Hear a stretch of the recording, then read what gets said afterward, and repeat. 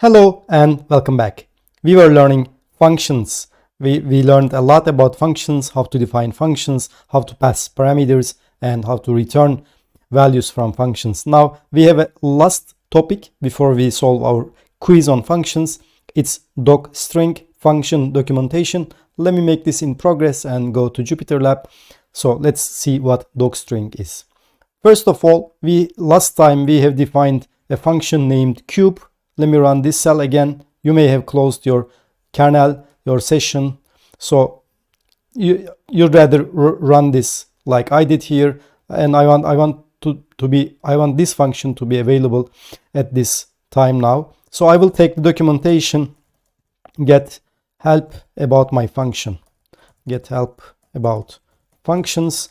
I already showed this, but one more time, Python has built-in help function. It gives you the documentation or the help about the object you are asking for. Now I will ask for the help function I defined as cube, the cube function I defined, and I will ask for help. If I run this, it will give me that it's a function. As you see, its name is cube and it's in main module. Okay, great. Now let's see other methods to get help. First of all, you can get help also with to get more detailed help, you can use question mark like this. You write the object, which is cube, our function, and I put question mark at the end of it. And if I run this, it will give me a detailed documentation about this object, which is my function. It says its signature. Signature is how you call this function.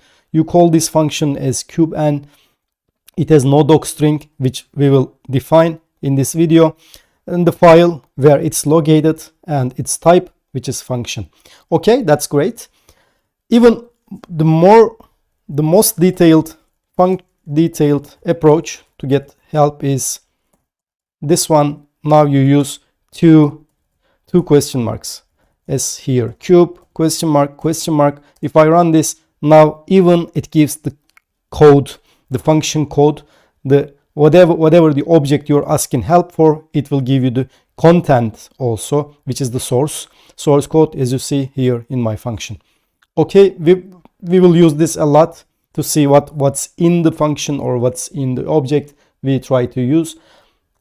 Now, as you see here, there is no docstring for this cube function. Now we will define docstring, and for this, let's create a new function. We will define a function with documentation, with docstring. How did we were defining functions? With def, keyword def, get power. I want to get the power of number. It will take as parameter as num. This is the number.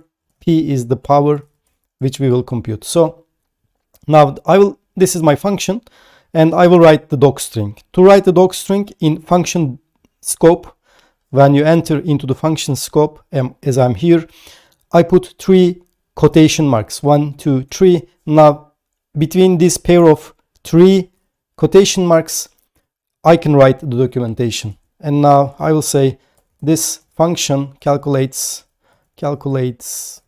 the power of number. Which parameters it take? We write parameters, integer num, integer, or it's also p is also integer num, and p are the parameters. And function, what does it return? Returns the given power of the number. Okay, that's how we define function documentation, docstring. Mostly we write 1 or 2 sentences about what function does, the explanation about function. Then we write the parameters which we expect for this function and the type, integer p, integer num. Then we write what it will return. For the code who will consume this function, they have to know what this function will return. So we write what we will return. Okay, now let's calculate the power first. Calculate the power and name the variable as power also. Power is equal to, I will use math function, math module, sorry, import math, and inside math module I have POW function. It will give me the power of num to the power p. This is a built-in function in math module. It calculates the power. Okay, I got the power now. I will return the power. How was I returning? Just writing as return, and the variable I want to return is power. So I return power. As you see, that easy. I define my function and I write the docstring for the function. Then I do my calculation here, whatever I will do. Then at the end, I return the result which is expected, which is the power. So I run this and my function definition is okay. Now it's defined. Now let's get help. Let's get help for this function. And I will first use help function, built-in help function. If I write help and the function name, which was get power, this one get power, and if I run this, it gives me the type, which is function, and it says it's in module main. The main module is the module we are currently working in. Then it gives me the function docstring, as you see, the function name, parameters, and docstring. This is the docstring we wrote for this function. Okay, let's get a little bit detailed help with question mark. Now I will say get power question mark, single question mark. Just give you the signature. Signature is how you call the function. Okay, let me write this, by the way, here as a side note. Signature is how we call the function. The function signature is how you call the function. Okay, and now let's get the most detailed help with two question marks. Get underscore power question mark. Now it will also give me the function code, the source code, as you see here. Okay, that's how we define docstrings, documentation, and how we get documentation and docstring in Python. Mainly how we get help. So the last topic in this video I want to show you is, let me make this markdown, and built-in methods and arguments. Let me say attributes, much more true. Attributes, built-in methods and attributes in Python. Let me write this in Python. Objects. What's an object? Object is anything you define in Python. We will see in object-oriented programming, we will define our objects, but for the time being, let's know everything we deal with is an object, and any object has a type. So in Python, objects have built-in methods and attributes. How do we get this? We can get them with shortcuts.